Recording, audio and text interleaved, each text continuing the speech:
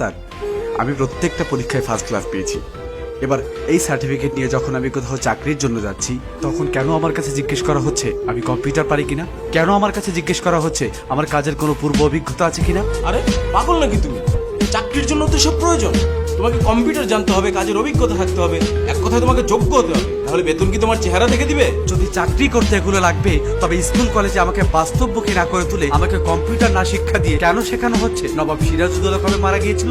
কেন সেখানে একজন ছাত্রকে বইয়ের উপর বই চাপিয়ে দিয়ে ডিপ্রেশনে বসানো হচ্ছে? তুমি কি মিয়া পণ্ডিত হয়ে গেছো না? এগুলো হচ্ছে ইতিহাস। একটা ছাত্রের জন্য ইতিহাস জানা খুবই জরুরি। এই ইতিহাস জানা যেমন জরুরি, তেমনই জরুরি বাস্তবমুখী শিক্ষা, যেমন কম্পিউটার। সত্যি কথা হলো স্যার, এই ইতিহাস জেনেই না আজ লক্ষাধিক যুবক চাকরির জন্য রাস্তায় রাস্তায় ঘুরছে। আর আরো সত্যি কথা হলো, ইতিহাসে চাকরি পাওয়ায় না, পাওয়ায় কর্মবিদ্যা। কে কে বলছো তোমার এই বিদ্যালয়ে কম্পিউটার শেখানো হয় না? সেখানে কম্পিউটার আছে, কম্পিউটার শিক্ষক আছে, তুমি শিখো নাই কেন? এক মিনিট স্যার, আপনি আমি দুজনেই জানি যে বিদ্যালয়গুলোতে কম্পিউটার ল্যাব আছে, কিন্তু আপনি জানেন সেখানে কি শেখানো হয়? সেখানে পুরো বছর জুড়ে শেখানো হয় কিভাবে কম্পিউটার অন অফ করতে হয়।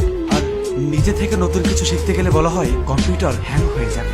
স্যার, সেই যে হ্যাং হলাম না, এখনো ছাড়াতে পারি। আসল কথা হলো, সেখানে যা শেখানো হয় আর চাকরিতে যা চাওয়া হয়, দুইটা সম্পূর্ণ দুই রকম। তাহলে তুমি কোনো বাইরের কম্পিউটার ট্রেনিং সেন্টার থেকে ট্রেনিং নাও। স্কিল ডেভেলপমেন্ট ইনস্টিটিউট আছে, সেখান থেকে স্কিল ডেভেলপ করে নাও। তুমি জানো না, হাতের কাজ জানা থাকলে ভাতের অভাব হয় না। তাহলে স্যার, এই যে 18 বছর ধরে আমি মাস্টার্স কমপ্লিট করলাম, তার ভ্যালুটা কি? এই যে সার্টিফিকেট গুলো আমি অর্জন করলাম, এটা কি বাসার দেওয়ালে টানিয়ে রাখার জন্য নাকি চাকরির জন্য? যদি চাকরির জন্য হয়, তাহলে আমাকে কেন চাকরির মতো করে শিক্ষা দেওয়া হলো না?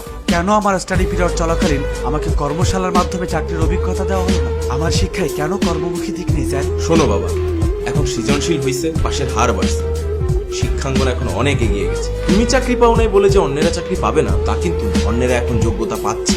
স্যার, কর্মক্ষেত্রে গেলে সেখানে একটা কাজের ধারণা দিয়ে 4 ভাগে করতে বলা হয় না, যেমনটা আপনার সৃজনশীলে করাচ্ছে। চাকরিতে একটাই কাজ দেওয়া হয়, আর যদি আপনি তা না পারেন, আপনি অযোগ্য। কি আজব স্যার, এরা সৃজনশীল পদ্ধতিতে পড়ালেখা করছে, তবে সৃজনশীল কোনো কর্মক্ষেত্র পাচ্ছে না, আর পাবেও না। পাচ্ছে একটা সার্টিফিকেট। তুমি একটা শিক্ষিত সমাজে দাঁড়িয়ে এসব কথা কিভাবে বলতো? তুমি কি বলতে চাও, এখন শতভাগ শিক্ষার কোনো দাম নেই? শিক্ষাঙ্গন এখন বিজনেস কোম্পানি স্যার, আর স্টুডেন্ট হলো প্রোডাক্ট। প্রত্যেক বছর এই কোম্পানি থেকে কয়েক লাখ এ প্লাস ব্র্যান্ডের প্রোডাক্ট বাজারজাত করা হচ্ছে। দুঃখের বিষয় স্যার, এখানে কোনো জ্ঞানী গুণী মানুষ বের হচ্ছে না। এদেরকে জাস্ট প্রেশার ক্রিয়েট করে মুখস্থ করিয়ে এ প্লাস পাওয়ানো হচ্ছে। আর আপনাদের এই প্রেশার কুকারে পড়ে ছাত্রদের আশা আকাঙ্ক্ষাগুলো বাষ্প হয়ে উড়ে যাচ্ছে, আর সমাজ সিটি মারছে।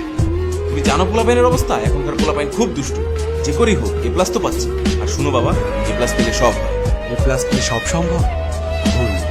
এখন সমাজ রেজাল্টকে এমন অবস্থায় এনেছে যে একজন ভালো ছাত্র যদি এ প্লাস পায়, তার দিকেও আঙুল তুলে বলবে, রেজাল্ট কত টাকা দিয়ে কিনেছেন?